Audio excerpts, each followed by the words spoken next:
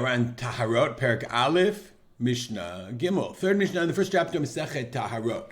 Now we're going to talk about the Tumah and Tahara qualities of what's called Nivlat Ha'of Hatameh. Of Tameh is a non-kosher bird. So let's say a penguin, and you have the Nivela of a penguin. You didn't shech the penguin, it died, whatever. It froze to death. Can penguins do that? Probably. So the penguin froze to death. You have Nivlat Ha'of Tameh. You find on your Alaskan expedition. So now, in order for it to be mitameh, tzricha machshava ve'hechsher. Machshava, you have to designate it as food, because most people don't eat penguins. Ve'hechsher, it has to have gotten wet. Although I imagine if it's in the frozen tundra of Alaska, it is already wet. We're comparing this to Nivlat of Hatahor, which we started in the first Mishnah. Anyway, so in order to become tameh, it requires machshava. Machshava, thought, designated as la'achila, as food. The hechsher, remember we learned, hechsher means it has to get wet. It has to be mukhshar lekabel tumah. It has to be wet for at least once in order to be able to be mekabel tumah, like produce. Umitamat tumat achalin mikabeitza.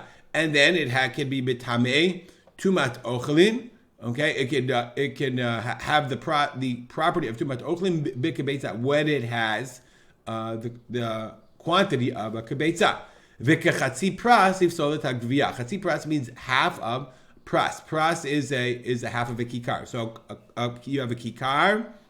Pras is half a kikar. And chatzi pras is a quarter of a kikar. Kikar is a standard loaf of bread.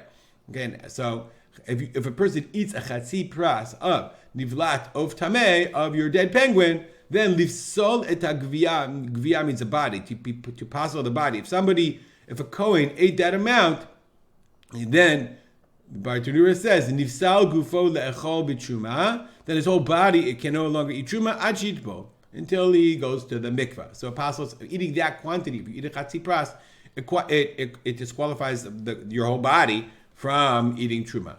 Ve'en ba kizayit b'beit tabliya, and there is no halacha. We don't apply the rule of kizayit b'beit tabliya, a kizayit in the throat, in the gullet. Remember, we said that turned if you have nevelat of tahor.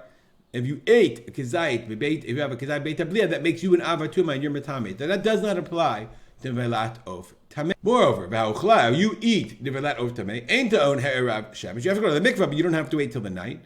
Ve'ein chayvina le'abidam biyad hamikdash. And if you go into the beit hamikdash after having consumed this velat of tameh, eating the penguin or bald eagle or what have you, you're not chayav. Even if you eat a chatzi pras, you're not chayav. You're not chayav on it. Why? Let's go to Bartanura for a second.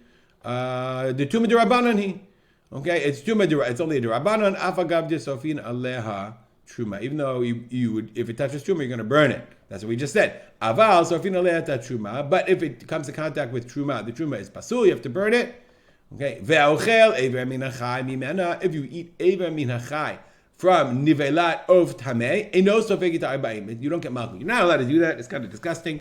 But if you eat a limb from a non-kosher animal, there's no malchut from it because we learned it out from the psukim. It definitely doesn't. Ever nachai normally applies to behemah. We extend that to kosher birds, but it does not apply to non-kosher birds. Ve'en shchitata mitaharta. Mitaharta is one word. Okay, it's if you shecht it. This is a really interesting concept. It doesn't make it tahor. Now, what does that mean?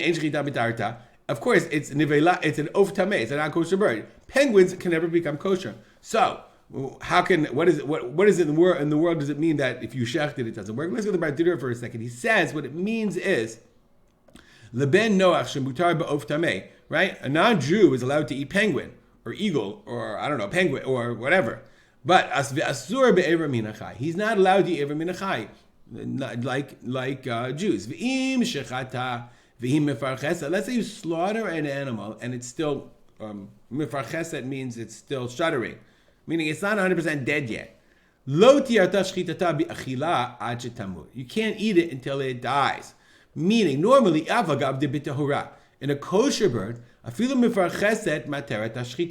even if I don't know how long you have, but if you slaughter a kosher bird, once it's shechted, it's mutar ba'achila, even though it's not technically totally dead yet. Again, gross, but that's the halacha. The shechita is a matir, and therefore and that also works for a ben noach, for a non-Jew, migudu michshara li Yisrael, because it worked for a Jew. Meaning, if you slaughter a chicken And then and the chicken, once you slaughter an animal, it's still it has like muscle reaction or whatever.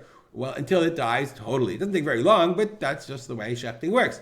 You could eat that bird. You can take a piece of that bird and eat it. If you really, I don't know why you would do that, because it's not. It's considered shachud. It's considered slaughter.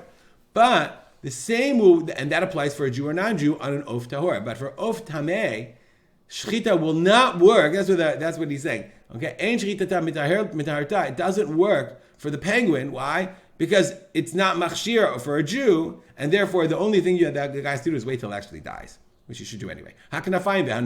Remember, these are the big feathers and the small feathers. Mitamot, they become tameh, umitamot, and they can be mitameh, umitztarfot. And in this case, they are mitztaref. If you need a quantity, to get to a quantity, I guess I get to kibetza in order to become tameh. And here we also have the beak and the claws. Also mitamin umitamin mitztarfin. They become tameh. They can transfer tameh out. Umitztarfin, and they combine into the quantity to get the necessary quantity to become tameh. We'll stop here. Dedicate our learning to the memory of my father, Rav Simcha ben Yitzchak Kalman. Make it a great day.